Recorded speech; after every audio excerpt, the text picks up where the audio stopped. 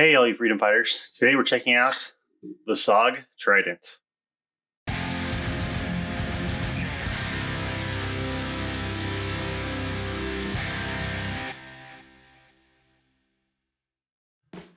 You can call me Freedom, and welcome to Little Bits of Freedom, where we like to have fun while exercising our rights, posting weekly videos on guns, gold, gear, and guidance. If those are topics you enjoy, please like and subscribe. Now let's get to it. The SOG Trident comes in at a very variable price range. Most of your online knife retailers are showing or selling it at around the $75 mark, but you can also pick it up at a much lower price point at Amazon or your local Home Depot for around the $50 mark. Now I have some thoughts on why that may be that I will share at the end of the video during my wrap up, so stay tuned for that and stick around for the end of the video. Key features on this knife are this 3.75 inch clip point blade made of AUS 8 steel out of Japan, which is a great mid-range steel that'll give you a good sharp blade and be easy to sharpen when needed. It also features a black titanium nitride coating on the blade, which forms an additional layer of protection. This also does well at giving this knife a good tactical look and feel, and blends in nicely with our black glass reinforced nylon handles. The handles have great grip on them, as you can see in the video. And you also have a deep carry pocket clip. It is overall 8.5 inches long, so it's a very good sized knife. You have a lot of real estate and a good meaty handle to hold on to. From a locking mechanism, you're looking at a piston lock, as you can see here. That does a really good job retaining the blade and also gives you some assist when opening.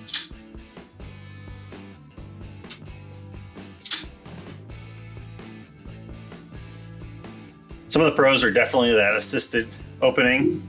I mean, that blade just really pops out there without much force at all. I also really like and appreciate that deep carry pocket clip. You can see there's a lot of daylight there. It really sinks down into your pocket, so it's out of the way from getting caught on anything. It looks cool. I mean, very iconic design from SOG. It looks really cool. Definitely looks very tactical. And it has really good jimping on the top of the handle and top of the blade as well. The blade is big enough that you can get your hands higher up on the blade if you need to do some detailed work with it. But definitely can be intimidating from just like an overall knife perspective, if that's what you're going for. I personally got this knife as a groomsman's gift at my brother's wedding. Pro tip there, knives make excellent groomsmen's gifts. So if you are in the market for something like that, check it out. But I carried this knife a long time after that. The thing that always seemed to get me was the large size in my pocket. It was always seemed to get in the way. So that's definitely a con for me, is if you don't really need such a large knife, there's definitely a kind of a cool factor for it. So it's something kind of cool to bring out and whip out. So that could be the plus there. But if you're not really looking for that kind of knife, that may not be what you want to do. I mean, to give you an example of some other kind of knife, there's my CRKT CEO that I reviewed last time. Please check the link in the description. Here's a CRKT M16. As you can see, both of these other knives are not quite as big, but definitely do not take up anywhere near the real estate that a SOG would the SOG Trident would in your pockets. So if you're looking at for something smaller, there may be better options, or if you just don't like having things get in the way in your pockets, there are definitely better options. And that's one of the things that I kind of gravitated towards after carrying this for a while, was like, do I really need such a big knife, and does it just get in the way?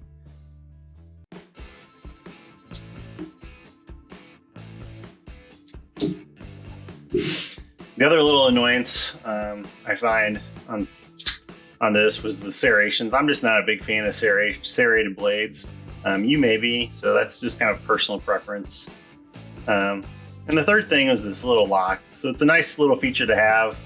Nice little idea that they came up with to lock the blade, so you can't take this blade out once it's locked. And sometimes I'll put that on storage, but inevitably that always kind of gets hit or locked in my pocket, and I take it out and I'm trying to flick it before I realize that the blade's locked. I think Nothing Fancy, if you guys check Nothing Fancy out, I think he generally super glues those open so that he doesn't have to worry about them. That may be a good idea to try out, but I haven't gone that route quite yet. Another design feature, which is kind of cool, is this cutout for like a cordage cutter or a belt cutter. I don't really ever use it, so it doesn't really affect me, but it does work. But it does take I would say a significant amount of pressure there to cut through something, as you just saw. It's not the easiest thing to work through. It does take, so I'm not sure if that's just the blade design.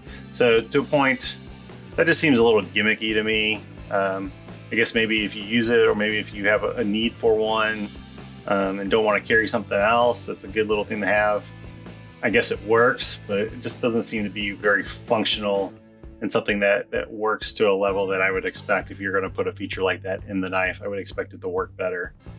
So I'm not sure if the angle's just off there, and it just isn't something that I use. Overall, I would say this is good quality construction, right? You're getting a good quality knife. SOG's known for that. But the price is a little bit higher than what you maybe able to pick up something else for that's similar. But then you also have to look at where it's being made, right? SOG knives are made in the US and or Japan, maybe occasionally in Taiwan, but they are made in where you can consider that you're going to get a high quality knife and high quality production from. Where a lot of other knives that may be similar at a lower price point are going to be made in China. So you have to take that into consideration and what your thoughts are around that. So I did say I had some comments around the variability in the pricing for this blade.